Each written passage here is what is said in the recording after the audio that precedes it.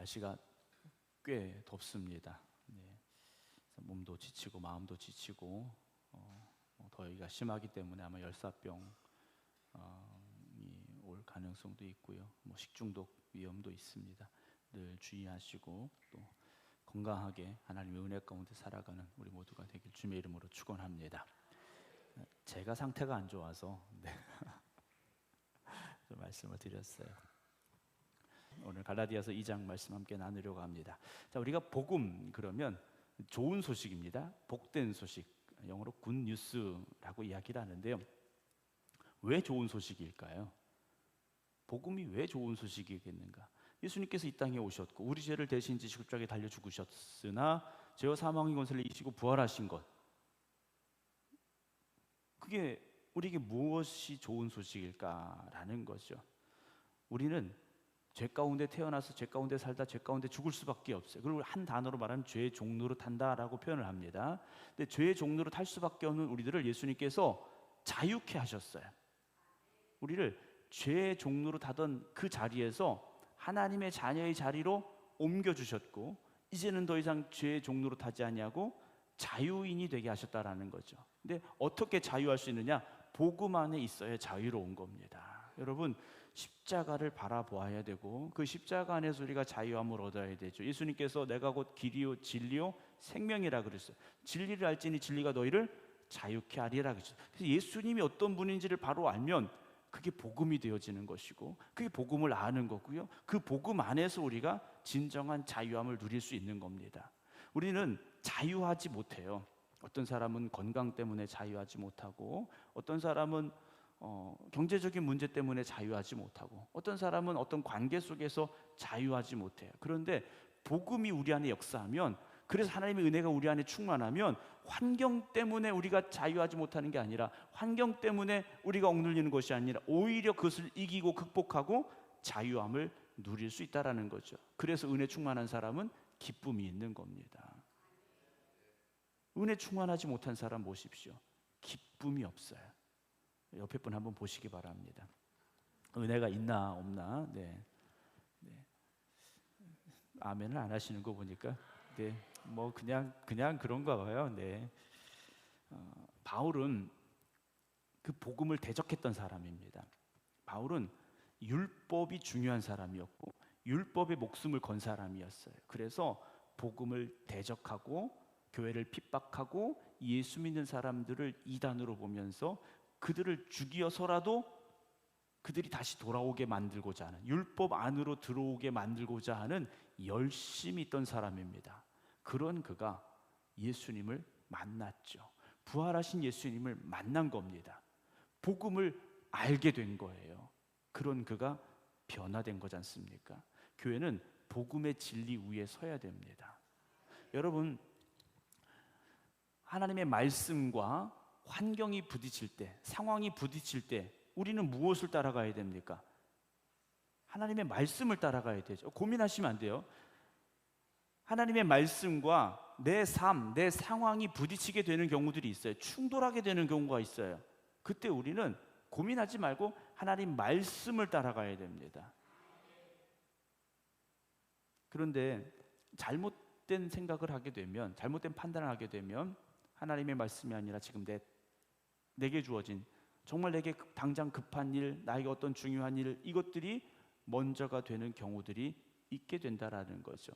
바울이 복음을 전해서 교회가 세워졌던 이 갈라디아 지역에 있는 교회들에게 바울이 지금 편지를 보내는데, 바울이 갈라디아 지역에 있는 교회들에게 편지를 보내는 이유는 무엇이냐면 조용히 들어온 잘못된 선지자들, 거짓 가르침을 주는 이들 때문에 바울이 지금 이 갈라디아서를 갈라디아에 있는 교회들에게 보내고 있습니다.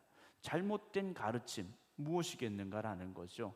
다시 율법의 종이 되게 하는, 죄의 종로로 타는 사람으로 만들려 하는 이들이 그들에게 찾아왔더라는 겁니다.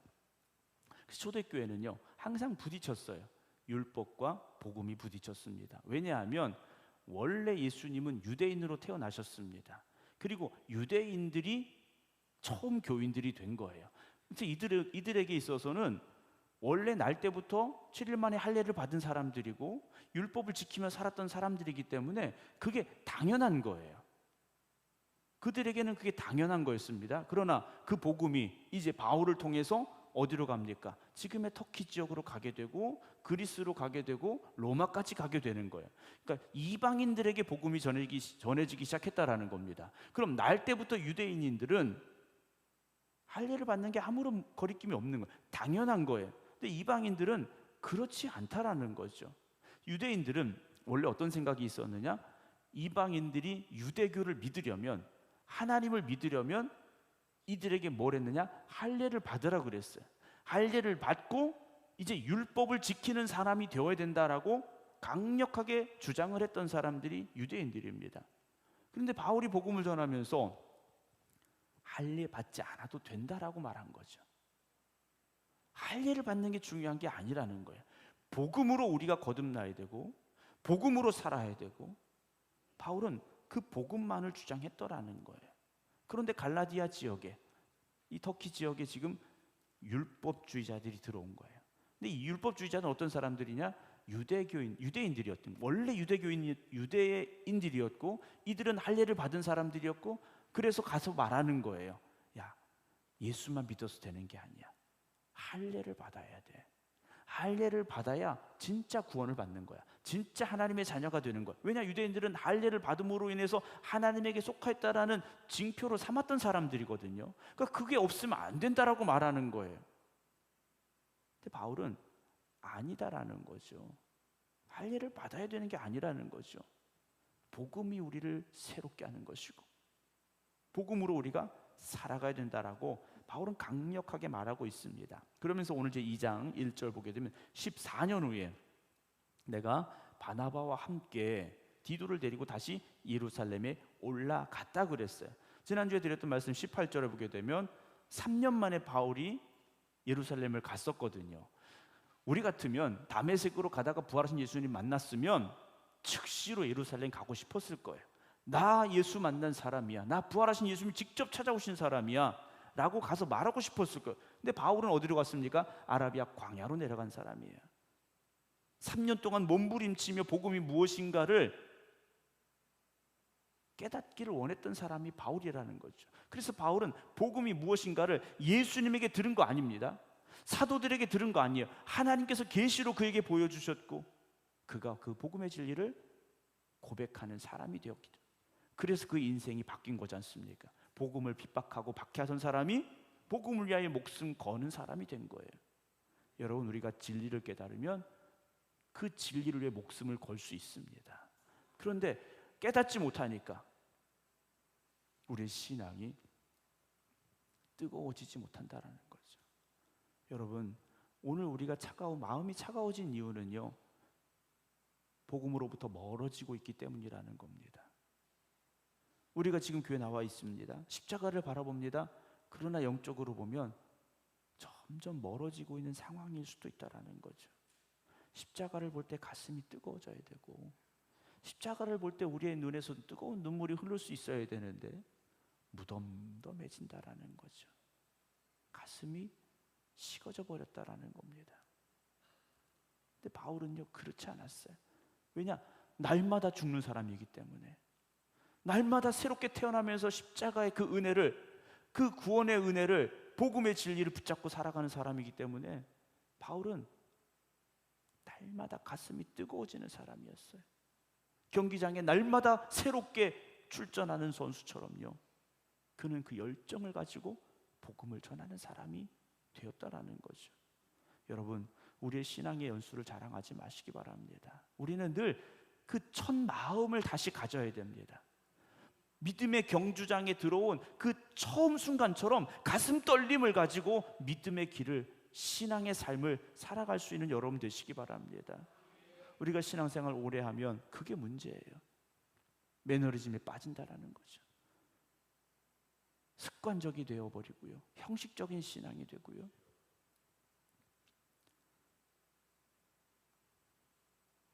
우리가 처음 교회 나왔을 때, 그 처음 은혜 받았을 때의 그 감격과 은혜를 여러분 날마다 기억하시기 바랍니다. 그 신앙은 절대 흔들리지 않아요. 그 신앙은 절대 후퇴하지 않습니다. 자, 바울이 그로부터 14년이 지나서 바나바와 함께 디도를 데리고 다시 예루살렘으로 올라갑니다. 왜 올라갔느냐? 계시를 따라 올라갔다 그랬어요. 바울은 늘 하나님의 인도하심을 따라가는 사람이었습니다. 여러분, 우리가 어떤 결정을 내릴 때 꼭 기도하시기 바랍니다. 하나님의 뜻을 구해야 되고 하나님이 이끄시는 길로 가야 돼요. 예수님께서도요, 매일 매순간 기도하셨지 않습니까? 새벽에도 기도하셨고요, 십자가 앞에서도 기도하셨고요, 아버지의 뜻을 구하며 기도하셨지 않습니까? 여러분, 하나님의 뜻을 구하시기 바랍니다. 그래서 우리들 스스로에게 물어야 됩니다. 내가 가지고 있는 이 생각이, 내가 하는 이 말이, 내가 하는 이 행동이 하나님이 기뻐하실 것, 하나님이 기뻐하실 일인가? 하나님의 마음에 합한 것인가? 우리가 물어봐야 된다라는 거죠. 여러분, 내가 하고 싶은 일이 아니라 하나님이 주시는 일을 하시기 바랍니다. 내가 하고 싶은 일이 되지 마셔야 돼요. 하나님이 주신 사명이 되어져야 됩니다. 우리가 교회 안에서도요, 내가 하고 싶은 것과 하나님이 주시는 사명이 다를 수 있습니다. 근데 대부분 뭘 합니까? 내가 하고 싶은 거래요. 내가 하고 싶은 거랍니다. 그래서 그걸 하면서 하나님이 나 때문에 기뻐하실 거라고 생각을 해요. 그렇지 않을 수도 있습니다. 내가 하고 싶은 것이요, 하나님이 기뻐하시지 않는 것일 수도 있어요. 자, 바울은 그렇게 예루살렘으로 올라갔는데, 내가 이방 가운데 전파하는 복음을 그들에게 제시하되, 바울은 철저하게 이방인들에게 복음을 전했습니다. 가서 자기가 이방인들에게 전하는 복음을 사도들에게 제시했어요.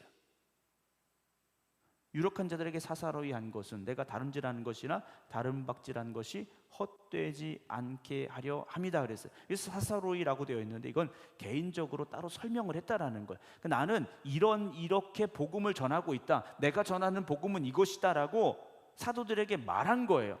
그러면 베드로나 요한이나 야고보가 전하는 복음과 바울이 전하는 복음이 다를까라는 거죠. 다르지 않습니다. 물론 사도들은 예수님에게 직접 들었던 그 말씀이에요.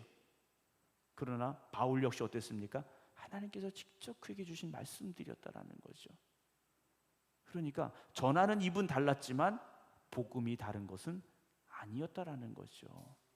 복음이 다른 게 아니었다라는 겁니다. 그래서 가서 바울이 자기가 전하는 복음을 그대로 사도들에게 말한 거예요. 그럼 왜 그랬느냐? 지금까지 바울이 달려온 것과 또 달려갈 것이 헛되지 않게 하려 함이다 그랬어요. 자기가 지금까지 전한 그 복음이 헛되지 않음을 와서 증명했고, 그리고 그것이 헛되지 않기에 앞으로도 그 복음을 전해야 될 것임을 바울은 고백하고 있었다라는 거죠. 그럼 왜 이랬느냐? 3절 봅니다. 그러나 나와 함께 있는 헬라인 디도까지도 억지로 할례를 받게 하지 아니하였으니. 자, 바나바와 디도를 데리고 왔는데 바나바는 유대인이었고 디도는 그렇지 않았어요. 헬라인이었습니다. 근데 문제는 뭐냐? 디도는 유대인이 아니었으니 할례를 받지 않은 사람인 겁니다. 자, 바울이 예루살렘에 가면 분명히 그것 때문에 공격을 받을 거예요. 예수님의 제자였던 사도들은 할례를 받았던 사람들이고 그게 당연하다고 생각했던 사람들인데, 바울은 그렇지 않다라고 주장했거든요. 자신은 할례를 받았지만 할례를 받는 것이 구원의 문제와는 관련이 없다라고 주장했던 사람이에요. 그럼 올라가면 이것 때문에 부딪힐 게 뻔한데 굳이 할례 받지 않은 디도까지 데리고 간 거예요. 왜 데리고 갔을까요? 할례 받지 않았어도 복음의 사람인 것을 바울은 증명하고 싶었다라는 거죠. 할례를 받지 않았어도 그 디도가 복음의 메인 사람인 것을, 자기와 같이 복음에 열정이 있는 사람인 것을 보여주고 싶었던 것 같아요. 여러분, 제가 어떤 다른 교회 가거나 어떤 분들에게 우리 성도님들을 보여주고 싶다면 누구를 모시고 가야 될까요? 한 분도 대답을 안 하시네요. 네. 절 데리고 가주세요 이렇게 말씀을 안 하시네요. 네. 바울은 그랬던 것 같아요. 물론 여러분들이 다 제가 자랑할 분들인 건 맞습니다. 근데 여러분들이요, 특별한 믿음의 열심을 가지시고 정말 우리 교회의 자랑이 될 수 있는 여러분들이 되시기 바랍니다. 뭐 그런 얘기들에 목사님들 만나면 어느 교회나 문제 없는 교회 없다라고 이야기를 합니다. 근데 왜 문제가 있을까 생각을 해요. 왜 문제가 있을까? 생각이 다르니까 그렇죠. 그럼 왜 생각이 다를까요? 내 생각을 하니까 생각이 다른 거죠. 내 생각이 먼저가 되니까 생각이 다를 수밖에 없는 거예요. 우리가 하나님의 말씀만 생각하면 바울의 복음이나 베드로의 복음이나 다르지 않듯이 우리가 하나님의 말씀만 생각하고 하나님이 기뻐하실 일만 생각하면 다를 수가 없습니다. 달라서도 안 되는 거예요. 목사의 생각이나 장로님들의 생각이나 권사님들의 생각이나 집사님들의 생각이나 달라서는 안 된다라는 거죠. 왜 우리가 서로의 생각이 다르다고 이야기해야 됩니까? 물론 지금 그렇다는 건 아니에요. 왜 장로님 추우세요? 그럼 권사님 가서 끄세요 거기는. 네, 그건 누르시면 안 되고. 네. 누가 조시는 분이 있나요? 네.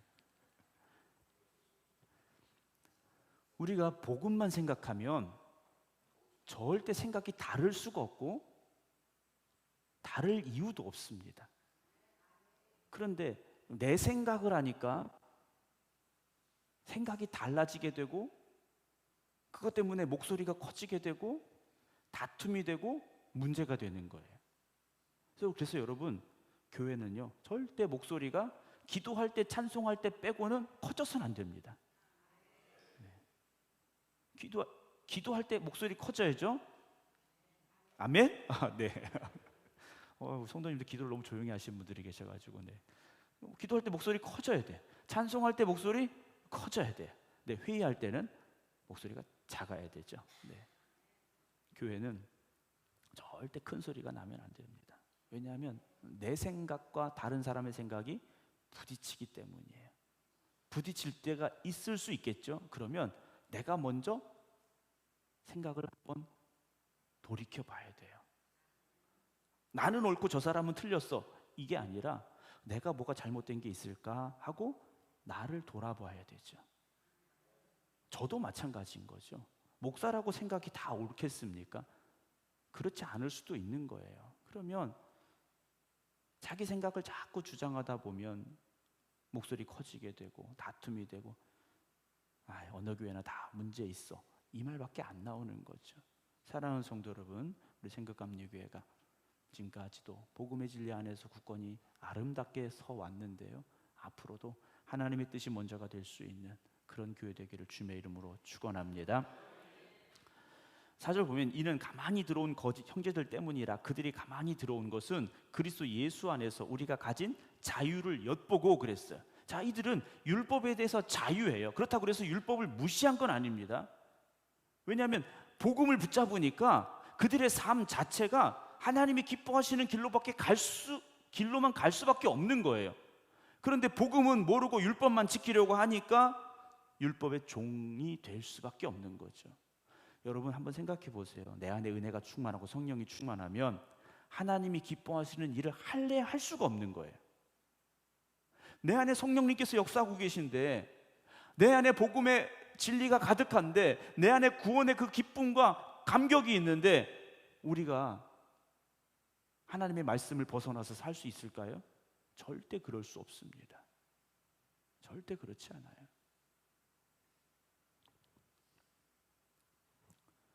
운전을 하고 가다 보면 가끔 차들이 이게 어딘가를 부딪힌 경우들을 볼 때가 있어요. 엊그제도 주일날 오후에 그 혁신도시에 새로 설립하는 플러스 교회 예배를 드리러 가는데, 혁신도시 다 들어가서 거기가 지금 그 다리를 잘못 만들어 가지고 재공사를 하고 있잖아요. 거기서 이제 밑으로 좌회전해서 가야 되는데 그 앞에 이렇게 이제 그 길이 끊겼기 때문에 그 물이 들어있는 플라스틱 그 바리케이드가 쭉 있는데 어떤 분이 그걸 뚫고 들어갔더라고요. 뚫고 들어가서 내려가고 자기 차를 이렇게 사진 찍고 있더라고요. 아마 졸았든지 뭐 핸드폰 했든지 못 보고 그냥 들어간 것 같아요. 운전하는 사람이 운전에 집중하면 사고의 가능성이 훨씬 줄어들죠. 운전에 집중하고 있으니까요. 여러분, 우리도 복음에 집중해야 되고 하나님의 말씀에 집중해야 됩니다.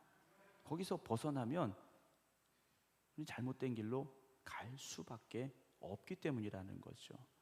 우리는 절대로 복음의 길에서 벗어나지 말아야 됩니다. 근데 가만히 들어온 이 거짓 형제들, 형제는 형제인데 거짓 형제예요. 바울이 보기에 그들은 거짓된 사람이라는 거죠. 요즘 그 이단들이 아주 극성이지 않습니까?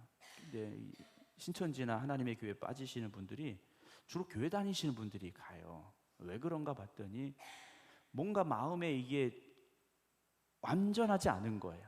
복음의 진리에 대해서 완전하지 않고 내가 지금 신앙생활하는 거에 대해서 내가 스스로 만족함이 없고 이러다 보니까 뭔가 색다른 거, 뭔가 조금 더 확실한 거 이런 걸 보여주는 것 같으니까 그렇게 거기로 가더라는 거예요.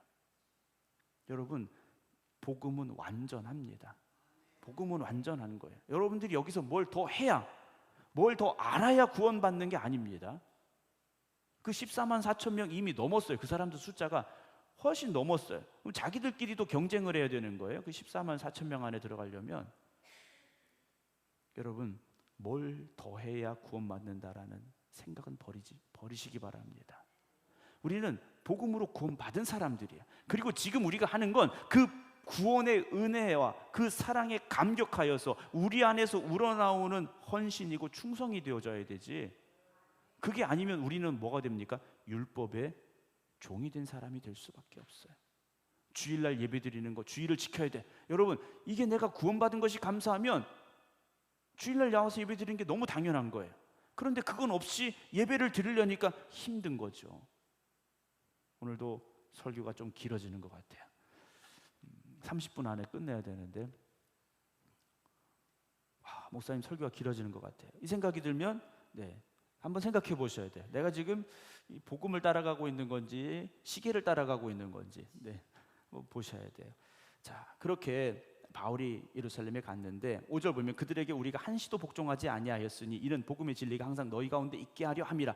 바울은 복음의 진리가 가서 복음 전하여 구원받은 이들 안에 항상 있기를 늘 기도했고 힘썼다라는 거죠. 그래서 여러분, 그 복음의 진리를 놓치지 마시기 바랍니다. 아까 말씀드렸듯이 늘 가슴이 뜨거워야 돼요. 늘 가슴이 뜨거워야 됩니다. 6절, 유력하다 하는 이들 중에 본래 어떤 이들이니 내게 상관이 없으며 하나님은 사람을 외모로 취하지 아니하시나니. 하나님은 사람을 외모로 보시는 분이 아니지 않습니까? 유대인이냐, 할례를 받았냐, 하나님께서 그것 때문에 너는 구원받지 못해, 이렇게 말씀하시는 분이 아니라는 거예요. 중심을 보신다라는 거지 않습니까? 여러분, 우리가 교회 안에 새로운 성도들이 들어옵니다. 새로운 성도들이 들어올 때 우리가 기쁨으로 환영을 해요. 그런데 어떤 교회는요, 그런 이야기를 해요. 우리 교회는 이런 전통이 있고, 우리 교회는 이런 역사가 있고, 우리 교회는 이런 법이 있고, 이런 이야기를 하는 교회들이 있다고 해요. 여러분, 우리가 그런 생각을 버려야 됩니다. 그런 생각을 버려야 돼요. 누구든지 예수를 믿어 교회 안에 들어오게 되고 하나님의 자녀가 되어서 기쁨으로 신앙생활하면 되는 거지 않습니까? 7절에 도리어 그들은 내가 무할례자에게 복음 전함을 맡은 것이 베드로가 할례자에게 맡은과 같은 것을 보았고. 그래서 바울은 그렇게 고백하는 거예요. 베드로는 유대인들에게, 나는 이방인들에게. 그래서 바울은요, 이방인들에게 보냄을 받은 사도라는 확신이 있었고 사명감이 있었어요. 그래서 목숨 걸고 터키 지역, 그리스 지역, 그리고 마지막 로마까지 그는 가게 됐더라는 거죠.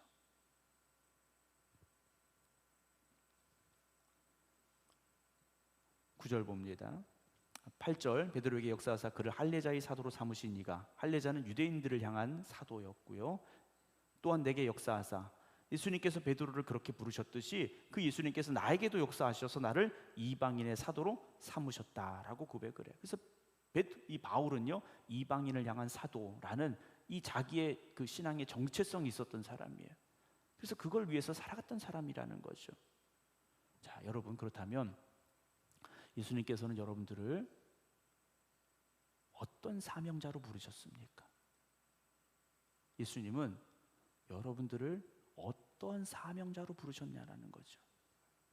여러분, 그 사명을 깨달으셔야 되고 그 사명을 위해서 살아가셔야 됩니다. 9절, 또 기둥같이 여기는 야고보와 게반 베드로죠. 요한도 내게 주신 은혜를 알므로 나와 바나바에게 친교 약속을 하였으니 우리는 이방인에게로 그들은 할례자에게로 가게 하려 함이라. 다만 우리에게 가난한 자들을 기억하도록 부탁하였으니 이것은 나도 본래 힘써 행하여 왔다라고 그래요. 복음을 전하되 가난한 자들을 기억하라는 부탁을 베드로는 바울에게 했다라고 되어 있습니다. 물론 가난한 사람만 도우라는 건 아니에요. 결국 여러분, 우리의 신앙은 삶의 실천으로 나타나야 됩니다. 신앙은 삶으로 고백이 되어진다라고 말씀을 드렸지 않습니까? 신앙은 입으로 하는 게 아닙니다. 우리의 신앙은 삶으로 고백이 되어져야 됩니다. 세상 사람들이요, 교회 다니는 사람 보고 뭐라 합니까? 말은 잘한다고 그래요. 왜 그렇게 됐습니까? 우리의 삶을 통해서 신앙이 고백되지 못하고 있었다라는 거지 않습니까? 사랑하는 성도 여러분, 복음을 붙잡고 복음을 향하여 나아가시되 여러분들의 삶을 통하여 그 복음의 열매가 맺어지시기 바랍니다. 오늘 새벽에 씨 뿌리는 자의 비유, 밭의 비유에 대해서 말씀을 드렸습니다. 집에 가서 잠이 안 오시면 오늘 새벽 말씀 동영상을 보시면 좋을 것 같아요. 좋은 밭이라 그래도요, 똑같이 열매를 맺은 게 아니었습니다. 누구는 30배였고 누구는 60배였고 누구는 100배였습니다.